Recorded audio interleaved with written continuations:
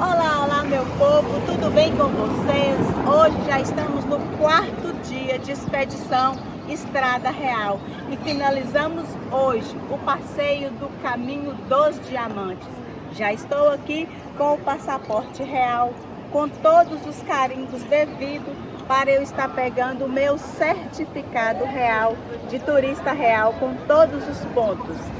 Bom, amanhã a gente vai iniciar o caminho Sabarabuçu, mas hoje estamos tirando o dia, tá um dia lindo, maravilhoso, aquele tempo nublado que está bem pertinente para um city tour. Vamos conhecer mais museu, onde conhecemos esse belíssimo museu.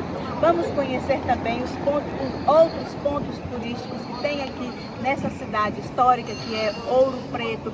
Vamos conhecer as belíssimas igrejas que remontam lá século 17, 18, 19, daquele período barroco. E agora, nesse exato momento, nós estamos no Centro Histórico de Ouro Preto. Olha que dia bacana, olha a movimentação que está no Centro Histórico. Ali, ó, esse monumento aí foi o mar onde que a época que Tiradentes ele foi enforcado, a cabeça dele foi exposta naquele marcho, então foi construído aquele movimento. Aqui é a Praça Tiradentes. Beleza, então. E aí, essa turma aqui, tá? aqui, ó, já estou aqui com o nosso guia que vai levar Aqui, para o ele que vai passeio. começar, hoje ele que vai explicar e eu também. Já vamos começar. E vamos seguir certinho, viu, gente? Nós vamos registrar todos os momentos lá com esse passeio, nós conhecer igrejas, os museus, mirantes, a história de Ouro Preto. A história de Ouro Preto. Fique ligadinho. Onde que a mãe chora, onde que o filho chora e a mãe não escuta. Ah, bacana então. Até mais, pessoal. O nome da cidade é São João do Ouro Fino, em homenagem ao santo, que é dia 24 de junho. Em 1698, chegaram os paulistas aqui e descobriram o ouro. Então a cidade é dividida em duas. Deste lado aqui morava os paulistas e as pessoas mais pobres. Deste lado aqui os portugueses e as pessoas de poder aquisitivo maior. Chama Guerra dos Emboabas, paulistas e portugueses. Mataram 400 paulistas no leito do Rio das Mortes, lá em São João del Rei, que foi o final do conflito, tá? Chamado Rio das Mortes. A mina de ouro que vocês vão conhecer pertenceu ao Filipe dos Santos, um dos maiores mineradores de ouro do século XVIII. Ele fez uma manifestação em Mariana contra a coroa portuguesa, que era a capital de Minas e São Paulo. O que a coroa fez? Amarrou na cauda de 4 cavalos bravos e tocou os cavalos em rumo diferente. Chama Revolta de Vila Rica. Tiradentes foi enforcado no Rio de Janeiro, no Lago da Lampadosa, nos caminhos mais públicos do Rio para Minas, deixava um pedaço do corpo. Como aqui tinha os idealistas da Inconfidência Mineira, a cabeça de Tiradentes ficou dentro de uma gaiola de ferro, no meio da praça, para servir de exemplo. Na primeira noite ela foi roubada. Vocês vê Tiradentes, barbudo e cabeludo, é uma criação do Brasil República, fazendo uma comparação com Jesus Cristo. Porque lá nas obras do Aleijadinho, vocês vão ver uma pessoa careca, representando a morte, uma cabeça careca. Por quê? Toda pessoa que era condenada à morte tinha a cabeça raspada. Então esse Tiradentes que vocês conhecem, barbudo e cabeludo, é uma criação do Brasil República, fazendo uma comparação com Jesus Cristo, tá? Liberté, igualité, fraternité. Liberdade, igualdade, fraternidade, que é o lema da Revolução Francesa e da maçonaria. Então, dentro das igrejas, a gente vai ver vários triângulos da maçonaria, colunas jônicas, dóricas, porque no século XVIII a maçonaria andava junto com a igreja. E a Inconfidência Mineira foi baseada na Revolução Francesa, que é o mesmo lema da maçonaria. Liberté, igualité, fraternité. Liberdade, igualdade, fraternidade, que é o lema da Revolução Francesa e da maçonaria, tá? Ouro Preto é o conjunto arquitetônico mais completo fora da Europa. Foi a primeira cidade do Brasil a ter título Patrimônio Cultural da Humanidade e a terceira do mundo. Então uma coisa que vocês não vê na cidade é a fiação aérea. Para ter título Patrimônio Cultural da Humanidade, a Unesco mandou colocar tudo subterrâneo em 1980. Patrimônio Nacional em 1938, em 1980, Patrimônio Cultural da Humanidade. A terceira do mundo, a terceira do Brasil. Veneza, Machu Picchu e Ouro Preto, que é a primeira do Brasil. A gente vai visitar agora as obras do Aleijadinho, tá, gente? Cada igreja dessa que vocês vão conhecer vai ser um grupo social diferente. Hoje, para mostrar status e poder, é casa e carro. No século XVIII eram as igrejas. Então essa igreja aqui só frequentava os intelectuais, advogados e ouvidores. Lá em cima a igreja de negro, a igreja de classe média paulista e igreja de pardo. Então cada igreja dessa, um grupo social diferente, que era uma forma de mostrar status e poder. A igreja de São Francisco de Assis foi projetada e executada pelo Aleijadinho Antônio Francisco Lisboa. Eu vou explicar a fachada da igreja, porque o estilo dessa igreja aqui é o estilo rococó, é o estilo do barroco francês. O termo da palavra barroco é pérola imperfeita e irregular. Então, quando é a pérola, o trabalho é dentro da igreja, o vazio preencher os espaços.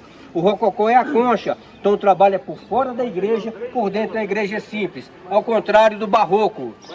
Então, o que vai valorizar o estilo rococó, que é o estilo do barroco francês, é a fachada que eu vou explicar para vocês e a pintura lá dentro, a simplificação da arte. O único monumento projetado pelo Aleijadinho. Em homenagem a São Francisco de Assis, que participou das cruzadas, o Aleijadinho projetou a igreja com elementos bélicos. Então vocês vão observar que as calhas que descem água do telhado são como boca de canhões, torres arredondadas como os guaritas de soldados, bolas em chamas de fogo, as balas de canhões, a cruz parece uma espada moura fincada na pedra. No medalhão de São Francisco de Assis, a igreja de Assis na Itália. Do lado direito dele tem uma mão, em frente à mão, uma cabeça careca. Bem em frente à mão dele, olha lá, ó. Simboliza a morte. Antes de se enforcar as pessoas, se raspava a cabeça. Por isso ali está simbolizando a morte. 3 cabeças de anjo em forma de um triângulo ali no portal. Liberté, igualité, fraternité. Liberdade, igualdade e fraternidade, que é o lema da Revolução Francesa, tá? É o único monumento projetado pelo Aleijadinho. Aleijadinho nasceu em 1738 e morreu em 1814, tá? Filho de negro com português. Sua mãe chamava Isabel, era escravizada, e seu pai Manuel Francisco Lisboa. A gente vai entrar na igreja agora, contando com aquele degrau da porta, até chegar no altar principal, tem 7 degraus. 7 notas musicais, 7 coros do arco-íris, 7 dias da semana, 7 pecados capitais, 7 virtudes, 7 sacramentos, perdoar 70 vezes 7, 7 mares, 7 maravilhas do mundo antigo, 7 trombetas do Apocalipse, 7 taças que vai ser derramada sobre a face da terra, que são 7 pragas, e o livro de 7 selos. Então toda a igreja que a gente vai conhecer tem 7 degraus dentro dela, representando um número cabalístico, que é o número da perfeição. Então essa igreja é simples, tá, gente? Porque vocês vão ver uma igreja horror vazio preencher os espaços, então lá é barroco, aqui é o rococó. Então o que vai valorizar para vocês, o que eu falei lá fora, vai ser a pintura aqui dentro e a ornamentação do lado de fora, tá? Cada número desse que vocês estão vendo aqui, ó, são túmulos, são 92 túmulos. As pessoas eram enterradas dentro da igreja no século XVIII. Então as pessoas que pagavam a hora para ser enterrado aqui, pagavam mais. Quem era enterrado aqui pagava menos, quem era enterrado lá na frente pagava mais, tá? Vocês já viram algum advogado santo? Não. E nós temos aqui Santo Ivo, protetor dos advogados. Agora, se tiver advogado santo aí, vocês me falam aí, que eu nunca vi não. Ali, ó, Santo Ivo, protetor dos advogados, que é o santo que foi advogado, tá? A pintura do teto é uma pintura mineral feita com pó de pedra. Manuel da Costa Taide, a esposa dele era negra. Então vocês vão observar a característica negra na pintura. O nariz é achatado, os lábios são grossos e o cabelo encaracolado. É uma pintura inspirada na Capela Sistina, na Itália, feita por Manuel da Costa Taide. Como que ele viu a perspectiva de a profundidade lá em cima na pintura? Hoje, para fazer uma pintura dessa em 3 dimensões, coloca um refletor aqui, vai refletir a pintura lá em cima, certo? O que ele fez? Forrou o fundo aqui tudo com um papel vegetal, que é um papel fininho, desenhava com carvão mineral, depois colava o papel lá no teto e ia pintando sobre andaime, deitado. Então a perspectiva, ele não viu lá em cima, ele viu aqui embaixo, a hora que ele desenhou no papel vegetal. Então a mesma técnica que foi usada na Capela Sistina foi usada aqui, tá? Mulheres e crianças ficavam aqui no meio, os homens na lateral, quem pertencia ao homem ficava lá na frente, tá? Agora eu vou explicar lá na frente para vocês, vocês podem ficar à vontade para tirar foto, eu só vou explicar lá na frente agora, tá? Aí vocês ficam à vontade para tirar foto.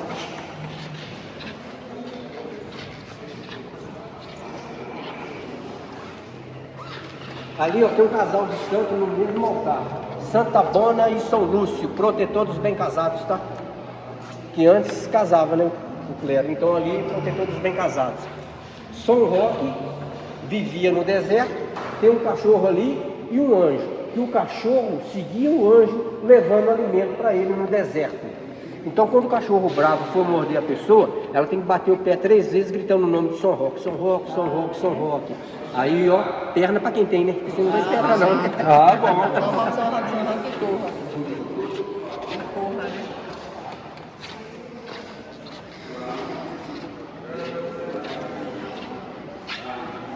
Pode sentar aí. Pode sentar aí, pessoal.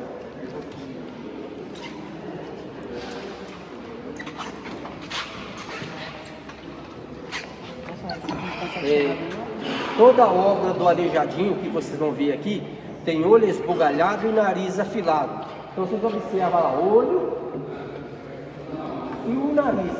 É característica da fisionomia dele. Ele se autorretratava na imagem. Então aqui na São Cristi a gente vai ver um retrato falado, o original está no Arquivo Mineiro. Vocês vão ver aqui uma cópia, tá? Então toda a obra de olho esbugalhado e nariz afilado, obra do Antônio Francisco Lisboa, o Aleijadinho. No século XVIII, a prata era mais cara do que o ouro. Era 1 quilo de prata por 3 quilos de ouro. Então dentro das igrejas vocês não vão ver peças de prata, ou de ouro, vai ver peças de prata. Então no lampadário, na cabeça das imagens, as peças são de prata, porque era 3 por 1, tá? Essas duas sacadas dentro da igreja que eram usadas para o sermão e epístola, que são a carta dos apóstolos. Então na escultura de imagem, olho esbugalhado e nariz afilado. Nos anjos, o Aleijadinho, o olho esbugalhado, nariz afilado, o queixinho furado e cabelo encaracolado, tá? E eu quero que vocês observem aquela Santa Ceia ali, ó, que vocês vão ver uma Santa Ceia profana, representando o santo e o profano. Uma Santa Ceia com mulher, uma serviçal, carne fatiadas e talheres. Então ali é profano, tá? Porque o que vocês estão conhecendo, gente, esse arte barroco é profano. Eu vou explicar isso nas outras igrejas, tá bom? Aqui eu estou falando de Aleijadinho, porque cada igreja dessa que vocês vão conhecer tem o seu particular. Então a gente vai explicar aqui sobre só Aleijadinho. Depois eu vou explicar sobre sincretismo religioso na Igreja dos Negros, e barroco a gente vai conhecer na Igreja Matriz Nossa Senhora da Conceição, tá bom?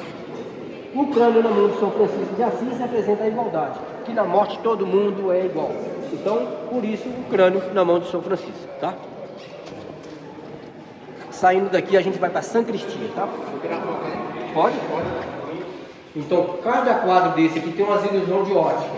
Então, vocês vão observar que Santo Ivo, protetor dos advogados, eu estou de frente para o quadro, então a capa do livro e o olho dele está virado para nós. Volta lá no canto da parede e vem olhando para ele, ó. Ele vai te acompanhando, tá? Tá vendo aqui, ó? Então, vamos... vem para o lado de cá, ó. Então, quanto mais você ficando na lateral aqui, ó, o livro abre mais. Porque para quem está aí, ó, o livro está só assim, ó. Mas quem vem para cá, o livro abre assim, ó. Olha lá. Tá vendo como é que ele abre mais, ó? Ele é o protetor de quem? Santo Ivo é protetor dos advogados. Ah, os advogados. Ali, ó, quando chegar aqui, assim, ó, o livro abre mais ainda. Então, da maneira que vocês vão movimentar, o livro e o olho dele vem acompanhando, tá? Esse aqui é o Ataíde, o pintor da igreja. Esse aqui é o Aleijadinho. Ali vocês vão ver um anjo com a ampulheta, um com o crânio, essa imagem com a vista vendada e 2 servos correndo em direção à água. O tempo é curto, a morte é certa e não precisa ver para crer. Está escrito em latim: este é o caminho que vai para o céu. Corre para o Senhor como o servo corre para a água. O tempo é curto, a morte é certa e não precisa ver para crer. Este é o caminho que vai para o céu. Corre para o Senhor como o servo corre para a água. 1777, 78, 79. 3 anos para fazer essa obra aqui. Salmo 42, como suspira a corça, pelas correntes da água. Isso. Porque eu coloquei mais simplificado para entender, né? Porque geralmente a gente fala é coça mesmo no versículo bíblico. Ó, ali foi o sonho de São Francisco descendo Jesus da cruz. São Francisco viveu no século XII, então foi um sonho que ele teve, tá, gente? Descendo Jesus da cruz. Esse quadro aqui, ó, é ele no Monte Calvário, na Itália, recebendo as 5 chagas de Cristo. Mas São Francisco é estigmático. Ele recebeu as 5 chagas no Monte Alverne, na Itália. Por isso ele tem a mão e os pés furados. Aqui, o mais interessante dessa pintura do teto. Vocês vão observar aquele crânio lá, ó, que está na mão de São Francisco. O crânio está virado para nós aqui, ó. Vocês vão lá na janela ou para a porta, para dividir o grupo. O crânio vai estar virado para vocês onde vocês estiverem.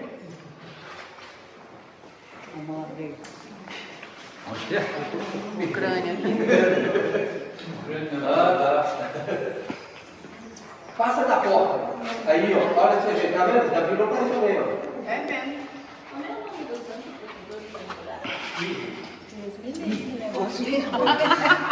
É mesmo. Sai correndo. Sai correndo. Um cacetado. Essa não é legal.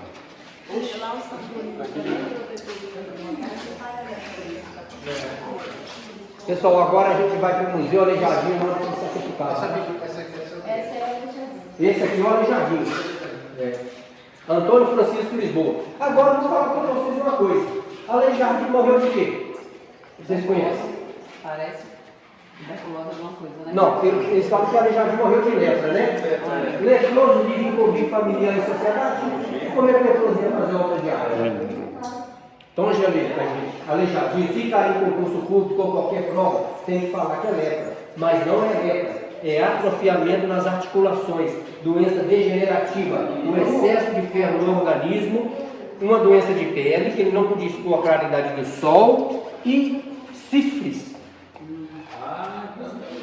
Tá bom, gente? Então, se cair no concurso público, ou é lepra, tá? Mas não é lepra, é atrofiamento das articulações, doença degenerativa, o excesso de ferro no organismo. Bom, agora a gente vai para o museu, tá?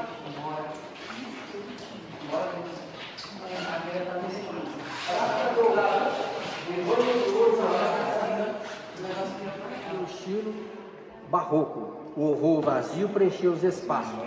Então o termo da palavra barroco é pérola, então é horror vazio, vai preencher os espaços.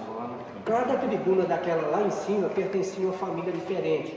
A família que pagava o artista para fazer essa obra aqui, ó, assistia missa lá de cima. Então cada tribuna daquela ali pertencia a uma família diferente. Aqui foi feito pelo tio do Aleijadinho, Antônio Francisco de Pombal. Com a reforma luterana no século XVI, o protestantismo europeu, o catolicismo perdeu prestígio. O barroco estava em palácios e castelos na Europa. A igreja viu que a arte chamava atenção e usou para a contra-reforma. Então, o barroco surgiu na Itália, mas ele é arte renascentista, é inspirado na Grécia Antiga. Então toda figura que sustenta peso aqui é o Atlas, é o que foi condenado a segurar o mundo nas costas na mitologia grega. Ali, ó, naquela coluna, nós temos uma fênix, ressurgiu das cinzas, representa a ressurreição e a eternidade. A missa em latim era de costa para o público, de frente para o altar, visando o teocentrismo, Deus como centro do universo. Era falta de educação e falta de reverência dar as costas para o altar principal. Então a missa em latim era de costas para o público, visando o teocentrismo, Deus sobre o centro. O barroco, como ele é uma arte renascentista, é profano. Então, com a reforma luterana, a igreja perdeu o prestígio. Então, esse estilo de arte veio para dentro da igreja chamada de contra-reforma, para ludibriar, enganar e iludir. Era uma forma de impactar o catolicismo através da arte, tá? Vocês vão levantar agora, olhar no chão aqui o túmulo do Aleijadinho, está escrito lá, ó, e um ponto de interrogação.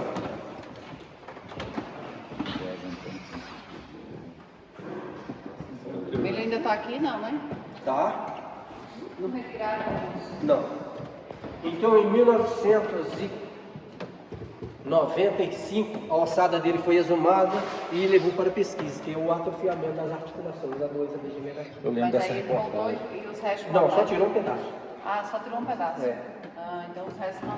A gente viu outra igreja lá em São João del Rei, diz que não fica mais, né? Eles tiraram tudo. Alguns tiraram, outras não, né? E Mariana não tirou, não. Mariana não? É, e na número 11, lá na frente, na número 9, está enterrado o pai dele, o número 11, Manuel Francisco Lisboa. E a Marília de Dirceu, namorada do Tomás Antônio Gonzaga, na número 9, tá? Agora eu só vou explicar lá na frente para vocês agora.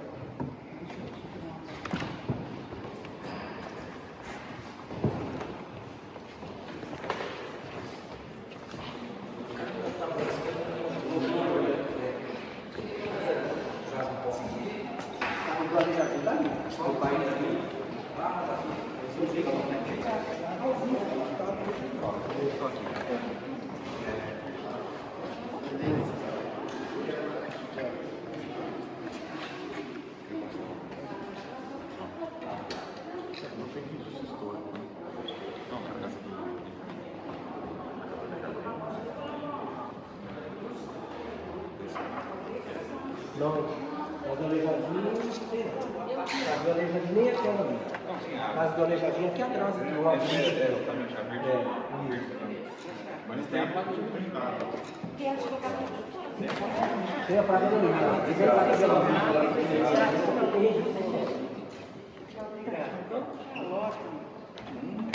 Pessoal, é o seguinte, essa coluna de forma espiral aqui chama coluna salomônica, é cópia tirada do túmulo de São Pedro da Itália, tá? Então aqui nós temos as colunas salomônicas, que também vem da maçonaria, que representa a sabedoria. Nós temos lá em cima uma coroa, uma águia em cima de um globo e o globo em cima de um castelo. Domínio dos cristãos sobre os muçulmanos.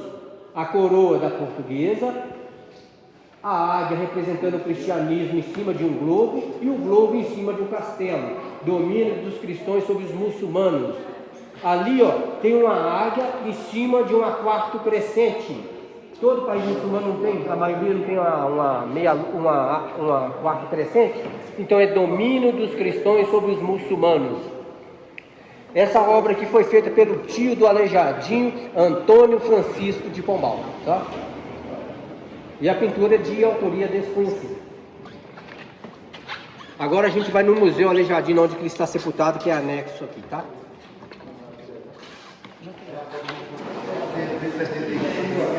Obra do Aleijadinho, Antônio Francisco de Lisboa lá.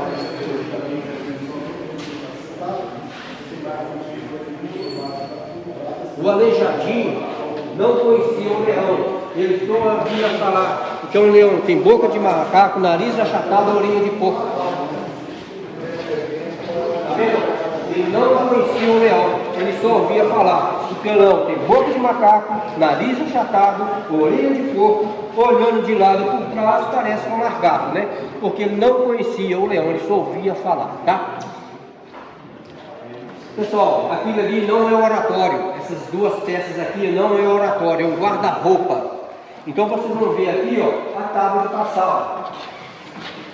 Se eu puxar esses dois ganchos aqui, ó, é uma tábua de passar. Ela vem até aqui mais ou menos. Se eu puxar esses dois ganchos aqui, também é uma tábua de passar. Tá? Isso aí não é guarda-roupa, isso não é um oratório, é um guarda-roupa, tá? E olha a pintura que foi achada nas instalações da igreja, né? Antônio Francisco Lisboa, o Aleijadinho. Manuel Francisco Lisboa, o pai. Então, do Aleijadinho aqui, gente, são os 4 leões. Essa imagem é crucifixo e São Francisco de Paula lá. Isso. Vai marcar bem?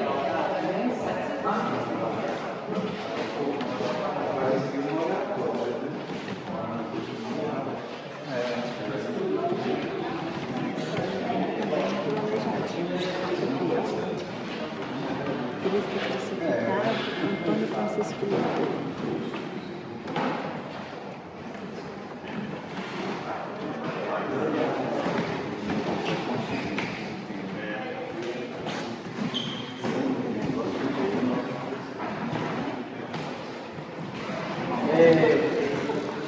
Lá na igreja do Pilar, que é a segunda igreja mais rica do Brasil, vocês vão ver uma imagem da tela ali, ó, sem as vestes. Porque o artista só trabalha a cabeça e as mãos, o resto é montagem de madeira, chama Santo de Roca. Essa peça aqui é de pedra, sabão e olho de porcelana, tá? Quer dizer, então o barroco vem para embaixo da cabeça, né, gente? De Milagre, Maná, Inici, é ótimo.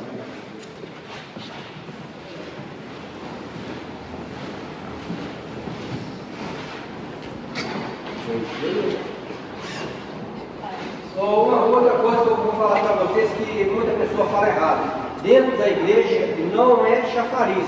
Chafariz é do lado de fora. Isso aqui é um lavabo. Chafariz é do lado de fora. Qual que é a diferença de chafariz para a fonte? A fonte joga água para cima, tá? Quando é assim, igual o lavabo aqui, é chafariz. Então fonte é aquela que espirra água para cima. Tá? Isso é uma fonte. Agora isso aqui é um lavabo e um chafariz do lado de fora. Isso aqui também foi restaurado? Foi. Essa igreja levou 12 anos para a restauração.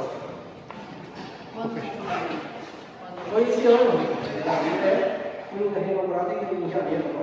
12 anos para 12 anos. restaurar, olha que show que tem. Porque o trabalho de restauração é um trabalho de paciência.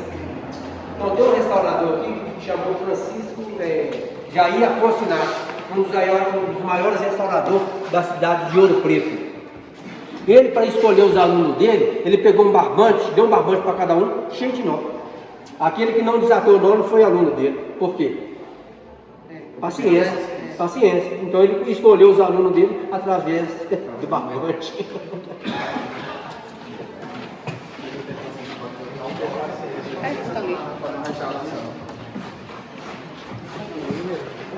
Olha só vocês aqui em cima, aqui, gente. Ali, Daniel. A restauração não foi concluída lá em cima, tá vendo lá? Mas por que pintaram de branco assim? Isso aí foi na década de 60. 60, porque quiseram... Mostrar serviço. O pessoal da prefeitura, né? Estragando a obra de arte. Não, porque essas irmandades ainda existem. Tem uma mesa administrativa. Então, para mostrar serviço, pintou, né? Pintou tudo. É. 60. É lá. Da Maria de Leves, falecido. E se tudo como é o nome? 1895.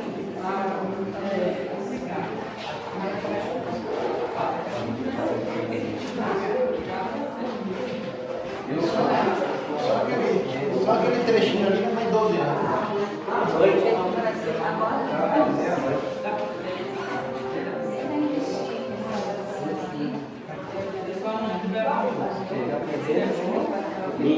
Olha essa santa aqui, como parece que é verdadeiro. De verdade, né? Parece uma pessoa. Esse é o melhor dia da cidade, ó. Esse é o melhor dia da cidade.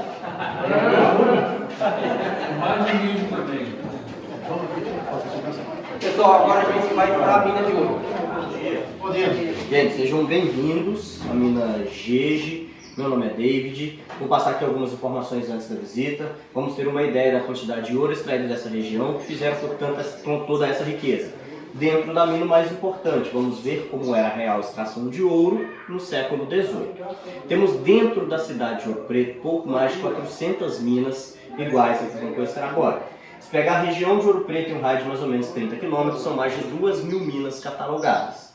Somando o ouro das minas ao ouro dos rios, segundo esta pesquisa feita pelo jornal Estado de Minas, ao longo do século XVIII, a coroa portuguesa conseguiu registrar 650 toneladas de ouro. Em cima desse registro, estimativa de contrabando, falando em 300 toneladas, metade do oficial, pode ser menos ou mais. Eu imagino que o contrabando, no mínimo, iguale o oficial. A média, 26 quilos de ouro por dia. Trazendo para a cotação atual, estaríamos falando de mais ou menos 9 milhões de reais em ouro todos os dias durante 100 anos. Pouquinha coisa, né? Em cima dessa produção, o principal imposto era o quinto, 20%, a coroa arrecadou com ele 105 toneladas, os mineradores não queriam pagar, então chamavam de quinto dos infernos. Além do quinto, taxa de fundição, taxa de transporte, taxa de entradas e saídas, dízimo, outras 60 toneladas de ouro foram enviadas à coroa portuguesa. Somando contrabando e oficial, 950 toneladas, um terço da produção de ouro do mundo. Entre 1500 e 1800, 300 anos, isso hoje passaria de 300 bilhões de reais. Só foi possível essa extração de aí, mais ou menos 1 milhão de quilos de ouro devido ao conhecimento trazido pelo povo africano. Há registros de extração de ouro no continente africano desde o século III a.C. Então, dentro da mina, por uma prática milenar de trabalho, tinham engenheiros, arquitetos, geólogos, alguns reis, em uma condição imposta a eles, que é a condição de escravizado. Não existe o escravo, pessoa. Ninguém nasce escravo, todo mundo nasce livre. Alguém escraviza. Então, uma condição imposta. Por essa palavra ser usada é escravizado e não escravo. Quem escravizava queria usufruir do conhecimento que o africano detinha. O africano escravizado conseguiu deixar um legado de excelência. A estrutura que vão conhecer tem mais de 300 anos e é super seguro dentro dela. Para finalizar, lá no Brasil colônia, os trabalhos manuais, braçais eram feitos por quem estava escravizado. Nobreza não pegava em picareta, ponteiro, marreta, alavanca. Esses trabalhos normalmente eram denominados com palavras que terminam em sufixo eiro. Faxineiro, cozinheiro, sapateiro, pedreiro, carpinteiro. E lá no início da colonização, quem trabalhava na madeira chamada pau-brasil era chamado de brasileiro. Então, antes de brasileiro se tornar nacionalidade, a nossa nacionalidade, brasileiro era quem trabalhava com pau-brasil e esse normalmente estava escravizado. Então, se você nasceu no Brasil, independente do estado onde você nasceu, sua pigmentação da pele, partido político, religião, gênero, ou qualquer outra coisa, se é brasileiro, historicamente descende da escravidão. Porque os primeiros de nós brasileiros estavam escravizados. Então é extremamente importante aprender com essa história do passado do nosso país, para que a gente consiga compreender um pouco melhor o nosso presente. Perguntas? Excelente explicação. Obrigado. Pode levar. Depende da animação, porque tem que cavar. Só que se conseguir tirar alguma coisa, você tem que pagar o quinto. 20% é mil. É o seguinte, ó, quem quiser fazer a visita, irá utilizar uma touca higiênica descartável, touquinha aqui, só puxar e abrir. Lá fora a gente escolhe um capacete. Tem essa taxa de R$50 por pessoa, estudantes, professores de 60 anos ou mais, metade do valor. Como estão aqui numa turma grande, o guia conseguiu para vocês, todos vão pagar o valor de meia entrada. Todos vão pagar então R$25. O guia que vai acompanhar está incluso, pode fotografar e filmar. Encontrando o ouro, não esqueçam de pagar esse quinto aqui. E leva o resto embora. Vamos lá? Eu trouxe o santo do pau oco. Ah, já aprendeu, né? Já. É a taxa certa comigo mesmo, tá? Continuando nossa expedição, partiu conhecer Mina Gege. Coloca lá, Mina Gege. 300 anos de existência. Vamos lá, então? Segura aí, Alice.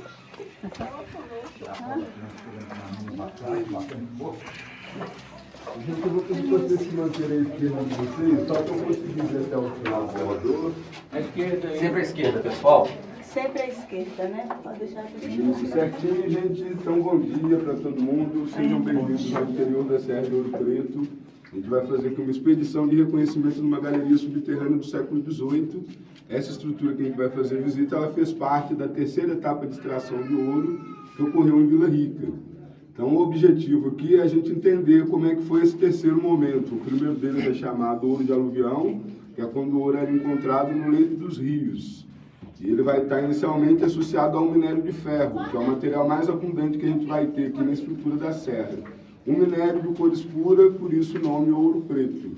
Então, à medida que o material que estava depositado no rio vai ficando escasso, começam a observar essa serra e passam a entender que à medida que a água vai percorrendo a estrutura, ela vai provocando erosão e vai soltando material e levando ele para o leito dos rios.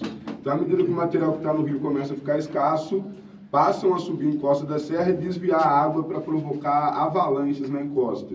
Então, o objetivo era desagregar mais minério. Só que, à medida que vai fazendo as avalanches, vai surgir um outro mineral, que é o quartzo. Ele é uma espécie de cristal e, quando ele aparece ali com mais ouro armazenado. Só que a proporção dele com relação aos demais materiais é menor. Então, por isso é que passam a perfurar a serra para poder encontrar os veios de quartzo no interior da serra. Então, a quantidade de quartzo, né, vai fazer com que a cidade tenha hoje cerca de 300 entradas de galeria como essa catalogadas. E a gente acredita que vai ser um universo aí de mais de 500 perfurações. Então, a estrutura da serra ela começa na entrada da cidade de Ouro Preto e vai até a cidade de Mariana. Essas várias perfurações vão estar distribuídas ao longo da estrutura. Então, até a gente chegar no quartzo, a gente entender como que era o processo de abrir a estrutura, né? Vocês vão olhar para o teto, vão perceber um monte de marcas e ferramentas. Então, as referências são ponteiros, talhadeiras, cunhas, alavancas, picaretas, tudo isso auxiliado por marretas, né? A gente está falando de um período que ainda não tinha acontecido a Revolução Industrial. Então, qualquer tipo de trabalho feito nesse período histórico a partir de tecnologia ferramental. Na lateral, 2 bancadas. Essas bancadas eram onde as ferramentas que eu disse ficavam armazenadas no final do expediente do trabalho. À medida que a gente for avançando, vocês vão perceber próximo ao teto pequenas perfurações, que era onde era feito o sistema de iluminação. Então, aí era colocado lamparinas e candeeiros, e o óleo com fogo era que iluminava aí as estruturas. Então, imaginam que o fogo queimando no ambiente fechado, ele vai consumir o oxigênio e vai gerar gás carbônico, né? Então, no final, me lembro de contar a história do passarinho para dizer como era feito o controle da qualidade do ar dentro da estrutura. Vamos avançar aqui um pouquinho.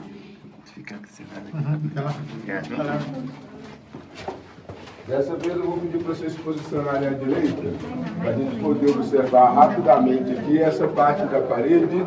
O pessoal que está mais atrás depois vai poder ver com mais facilidade. A gente vai perceber aqui muito material de pigmentação. Então, vocês vão ver que o tom de amarelo ele tem uma paleta aí, ele vai ter um degradê, né? Então, essas tonalidades são muito abundantes na serra, são chamados xistos arenosos. E as pinturas do período eram feitas com esses pigmentos. Então, esse material era extraído para a produção de tinta.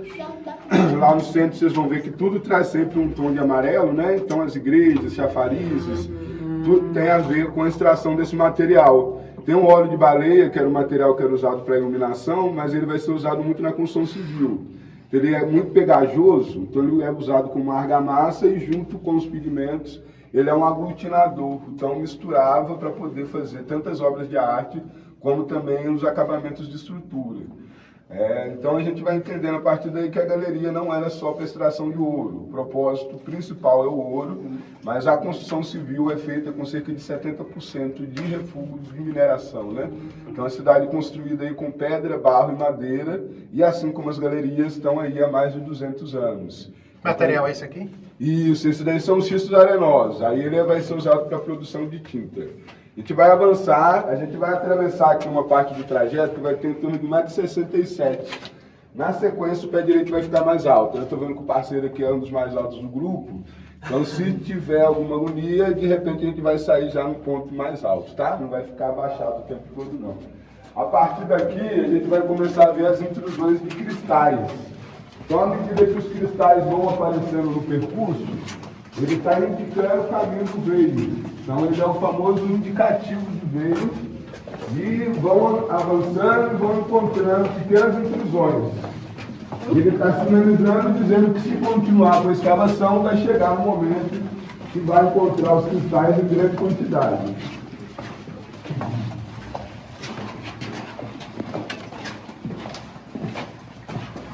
A partir daqui vai começar a ficar mais alto. Suave ainda. Tá.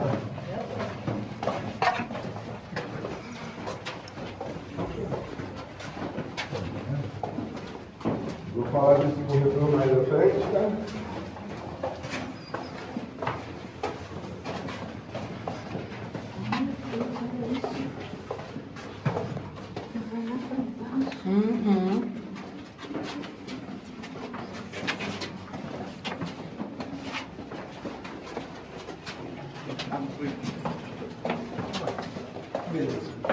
Nossa.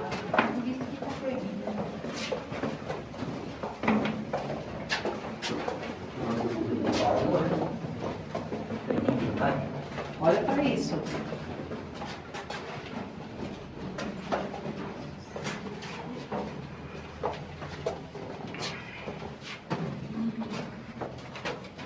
Gente, tudo certinho.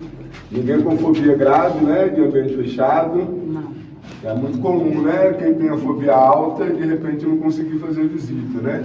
Mas se tiver fobia média ou baixa, se for curioso, faz tranquilamente. Né? A referência que a gente tem que em 1850, né, é quando é interrompidas as atividades em geral de mineração de ouro em Vila Rica, né? No caso aí já era a Imperial Cidade de Ouro Preto, que já tinha acontecido a independência do Brasil. Então imagina que em 1850 essa estrutura já estava da maneira como a gente está observando. A referência é que ela começou a ser escavada em torno de 1713, que é o período, né, que começa aí a etapa das galerias subterrâneas. Então imaginem que faz mais de 200 anos que ela vai estar da maneira como a gente está observando hoje. Não foi feito nenhum tipo de intervenção, a não ser colocar o sistema de iluminação. E aí tem a ver com a maneira como ela foi esculpida. Nesse ponto aqui onde a gente está, né, a gente está percebendo que o pé direito está bem alto. Então isso tem a ver com o tipo de material que a gente está agora aqui. Vocês perceberam que no início estava bem argiloso, pigmentado, né? De repente o argiloso, o pigmento, ele ficou para trás. Surge um outro material, exato, esse é o quartzito, que é um material de tonalidade branco leitoso, que vocês vão perceber aí em volta dos seios. Esse material também é uma referência de concentração aurífera. Então a interpretação que tiraram mais material daqui por conta da concentração de mais material com ouro, né? Então, à medida que vão avançando com a escavação, esse material que vai sendo retirado, ele vai passando por apuração. Então, se está encontrando mais ouro, você vai tirar um pouco mais de material. Então, aqui o pé direito ele chega a ter mais de 2 metros. E aí a gente passa a entender que o tamanho da galeria não tem nada a ver com o tamanho das pessoas. Que tem a ver com o tipo de material geológico que está sendo encontrado, exatamente. Outro detalhe importante é a questão da estruturação, né? Vocês vão ver que aqui tem uma entrada do maciço, estão vendo? Ó, desse lado aqui, e do lado de cá tem outro. Vocês conseguem identificar aqui 2 pilares?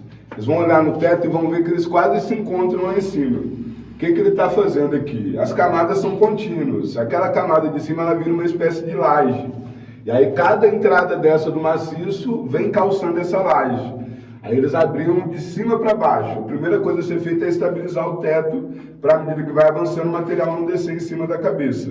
Então estabilizou o teto, vem com a alavanca soltando as placas de minério.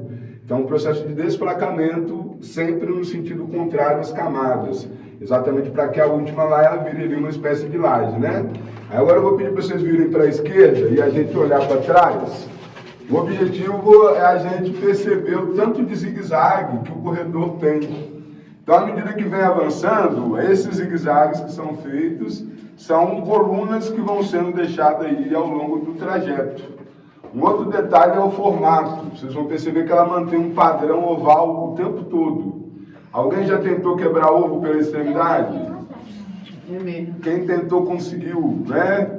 A natureza é tão perfeita que ela criou o ovo com uma mecânica estrutural. Quando a gente tenta pressionar a casca, ele vai distribuir o peso na casca para poder proteger ali o recheio. Então, se a gente fizer muita força, o ovo vai estourar, mas ele não vai quebrar, né? Então, aqui, quando cavam nesse formato, a tensão da serra fica toda concentrada na lateral. Por isso que a gente não vê escora em momento algum ao longo do trajeto. Então não utilize escora, mas tem que utilizar a matemática, porque você precisa ter um cálculo, porque você vem replicando o cálculo ao longo do caminho para poder fazer o efeito que a gente está observando. Então vocês vão notar aí que o zigue-zague é um padrão, e aí a gente vai ver que eles vão ter sempre a mesma distância, que é dessa forma que vai conseguir o efeito de sustentação. O tipo de arco que a gente está vendo no teto é um arco geodésico, que é a mesma lógica de arcos de construção de pontes, de túneis de metrô, né? Então é um detalhe que a história não contou.